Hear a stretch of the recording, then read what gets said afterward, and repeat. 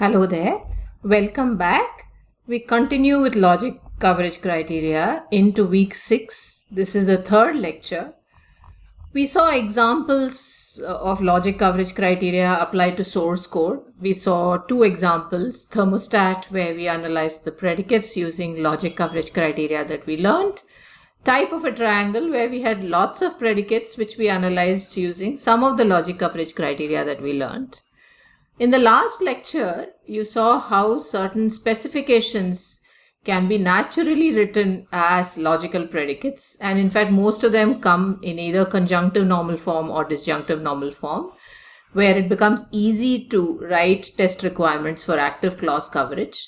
And we saw that using logic coverage criteria, you could test for those sequencing constraints as preconditions or postconditions to be true.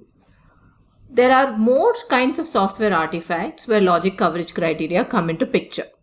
One such artifact is that of a finite state machine. If you remember, we had introduced finite state machines when we did graph-based testing. They are basically special kinds of graphs that have states which are represented as the vertices of the graph, transitions which connect vertices through edges, and they are popular graph models for specification, for design, and so on. So while we analyzed them as graphs when we did graph-based testing, it's important to note that the transitions or the edges of the finite state machine also have guards in them, which describe conditions under which a particular transition can happen or not happen. So a state machine has to transition from a particular state, say state 1, to another state, state 2, then if the transition has a guard associated with it, then the condition of the guard, which is given as a logical predicate, is tested first. And if it is true, then only the transition can be taken and the state change happens. So while we considered them as graphs earlier, now we focus on the guards that come in the transitions of the finite state machine, which are typically logical predicates for us, and see if we could apply logic coverage criteria to test finite state machine specifications by focusing on the guards in the transition. So again, like we've been doing, we'll take an example and understand how it is done. So here is a finite state machine. Let's first spend some time understanding this finite state machine. It has 4 states. The initial state, which is down below here, marked by an incoming arrow, is all doors closed. Then there is left doors open, another state, right doors open, another state, and all doors open, which is another state. So this is a state machine that describes the status of the doors of a train that goes on a subway. It could be a metro train, or it could be any passenger train that goes on a subway. Typically, subway trains have doors on both sides of the train. A particular station might have compartment on the left-hand side. A particular station might have compartment on the right-hand side. Certain stations could have compartments on both sides. So based on the availability of compartments for the passengers to embark and disembark, the left doors or the right doors or both the doors should be open. When the train is moving, let's say it's inside a tunnel because it's a subway, that is, when it's not in a station, then all the doors should be closed. So this is a state machine that describes the status or the way the doors of a train that is going on a subway behave. So the initial state says that how many ever doors are there, all of them are closed. From that state, you could take a transition through this edge, the left-hand side, to a state where left side doors all open up, or from all doors closed, you could take a transition to a state on the right side where the right doors open up. Both these transitions have a detailed guard that is labeling them, which means that this transition can be taken only if this condition or guard becomes true. Similarly, I can go from left doors open to all doors open provided another kind of guard is true, or from right doors open to all doors open provided another guard is true. And finally, I can transition back from all doors open state to all doors closed state, provided another guard is true. So let's understand the guards one at a time and see what they say. So we start with the initial state, all doors are closed. Let's say I want to go to a state where the left doors become open. This transition comes with a guard in it. Let's read the guard, the condition to see what it is. It says train speed should be equal to 0. That makes sense. The train should not be moving. So the speed of the train should be 0. Next it says platform should be equal to left. Read it as platform is on the left hand side. And the location of the train should be inside the station, in station, or emergency stop is there, override open is there, and location is in tunnel. So how do you read this? I can transition from a state where all the doors of the subway train are closed to a state where the left side doors of the subway train are open, provided this guard or condition is true. So let's read that same guard once in English to understand. Train speed should be equal to 0. Train is not moving. Platform is on the left hand side. That's the second clause. And the location of the train is inside the station, or somebody has pressed the emergency stop button and opened the door manually using the override option while the train is still inside a tunnel. Is this clear? So you can open the left doors provided the train is not moving, platform is on the left side, and the train is in the station, or there's an emergency, the train is in the tunnel, somebody's pressed the emergency stop and done a manual open. Symmetrically, you can go from state all doors closed to right doors open. If the train is again not moving, train speed is 0, platform now is on the right hand side, the location of the train is inside station, or somebody has pressed emergency stop and override open and the train is located in the tunnel. This is symmetric to the left doors open. Now when the left doors are open, I can transition to a state where all doors are open, provided I find the second platform on the right hand side also. Symmetrically, from the state where right doors are open, I can transition to a state where all doors are open, provided there is another platform on the left hand side. Finally, I can move from the state all doors open to all doors closed, provided this guard is true. That is, there is no emergency stop. Read this little symbol as negation. Remember, I had introduced it to you in the first lecture in logic. Not of emergency stop. That is, emergency stop does not hold. Override open does not hold. Negation of override open. Doors have been cleared. And close door button has been pressed. Doors have been cleared in the sense there are no passengers or anybody moving across the doors. So the doors have been cleared to be closed and somebody has pressed the close door button. So here is a finite state machine that has 4 states, 5 transitions. Each of the 5 transitions have a guard associated with them, which describes the conditions under which the transition can be taken, and based on whether the guard is true or not, the transition may or may not happen. Each guard is our good old logical predicate, that is a logical combination of one or more clauses. So we can apply logic coverage criteria that we learned to test for these clauses. So let's take one of the predicates. Let's say we take this predicate on the left hand side. Train speed is 0. Platform is on the left hand side, location of the train is inside the station, or emergency stop button and override open has been done and the location of the train is inside the tunnel. This occurs as a guard in the transition from the state of all doors being closed down below here to the state of left doors being open. This predicate, as you can see here, if you count, has 6 clauses.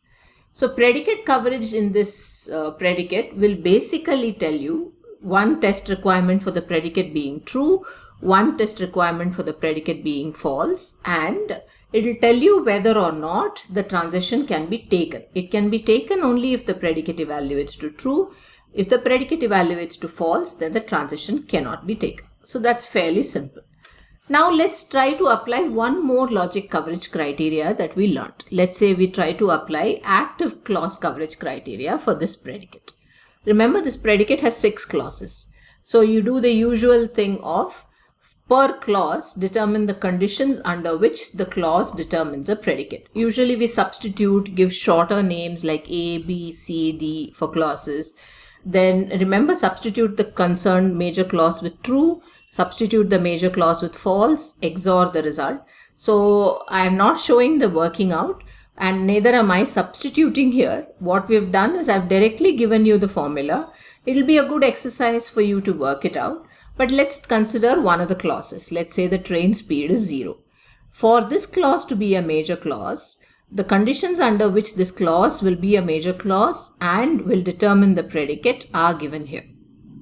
If you do the working out that I just described, the resulting predicate will be this. Platform is left and location is in station, or emergency stop and override open and location is in tunnel. Similarly, take some other clause. Let's say we take the clause override open here, the 5th clause in this predicate. So again, work out the same thing. Substitute it with true, substitute it with false, XOR the result. The resulting formula will be this. Train speed is 0 and platform is left, and it's not the case that location is in station and emergency stop holds and location is in tunnel.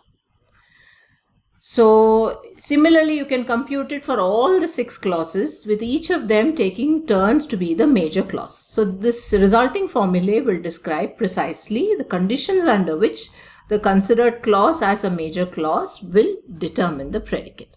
So now we've written out. So we can write general active clause coverage criteria, correlated active clause coverage criteria, or restricted active clause coverage criteria. Let's say we choose correlated active clause coverage criteria, CACC.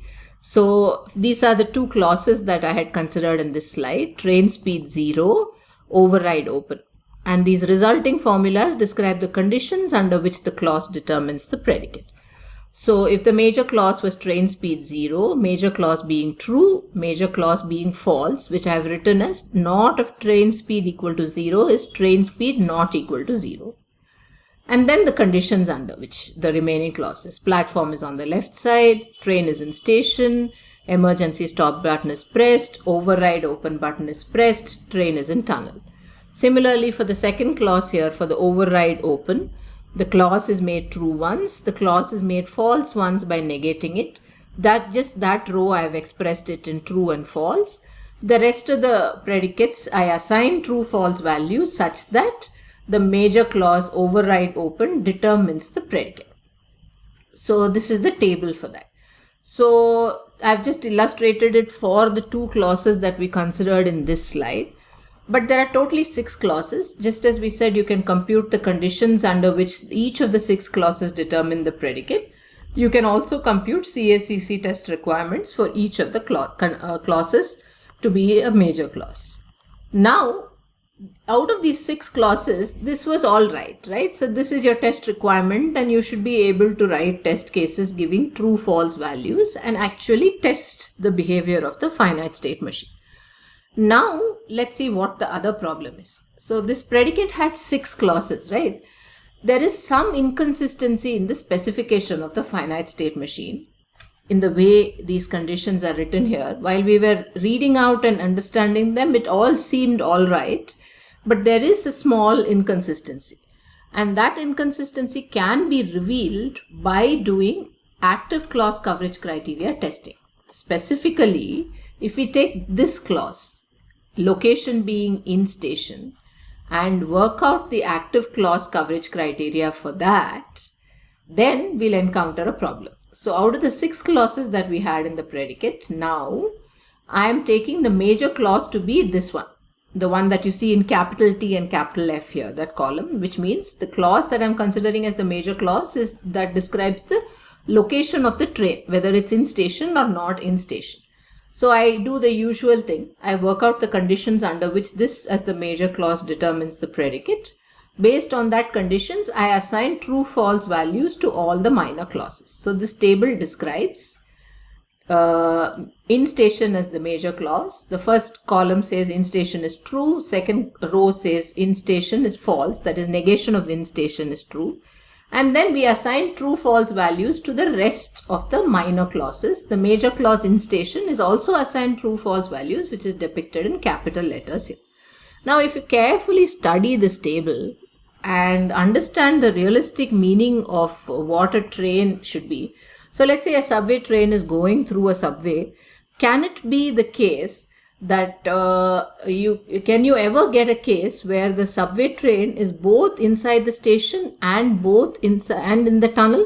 That's not possible, right? Either it's parking in the station or it is moving between two stations and along the way it is inside a tunnel. But if you study this truth table, there is a situation where the finite state model is neither in station nor in tunnel. If you see this last second row here and look at the column for in station, it is false. Look at the second row here, look at the column for in tunnel, that's false. So where is the train? Right? So clearly this is not possible. One way to interpret it would be to say that this is an infeasible test requirement because it says that both in station and in tunnel should be false. The other way to interpret it would be to say that there is something wrong with the specification of the finite state machine. Maybe we should change the specification of the finite state machine. This could also indicate that the machine has been wrongly specified and that there is an error in the model. So when we have logical predicates that label finite state machine transitions as guards, testing it for active clause coverage criteria can reveal interesting scenarios like this, by which one can come to the conclusion that the model is inconsistent or incomplete. One can also come to the conclusion that a particular test requirement is infeasible. Fine. If it is infeasible, then the next step of investigation is why is it infeasible? And that might help us to correct the model and make it a consistent specification. So as I told you, test cases for various test requirements need both inputs and expected outputs. So we have to do that. Inputs could be states from which the transitions originate or actions that result in the transitions. Like for example here, for this particular case, the input could be train speed is 0. The train is actually not moving. The platform for that train in that station is on the left hand side. The train is inside the station. Nobody has pressed the emergency stop. Nobody has done override open. So like that, inputs have to be derived from the states or the transitions and the actions that result in the transitions. Outputs are what we expect the finite state machine to do. So they could be states that result from the transition getting enabled. It's a change of state, or actions that happen when this change of state happens. So we have to look at the finite state machine and derive these entities. Finite state machines usually are formally specified, so it cannot be very difficult to derive these entities. So this was a part of what I wanted to talk briefly about finite state machines and logical predicates. So we'll stop here for now.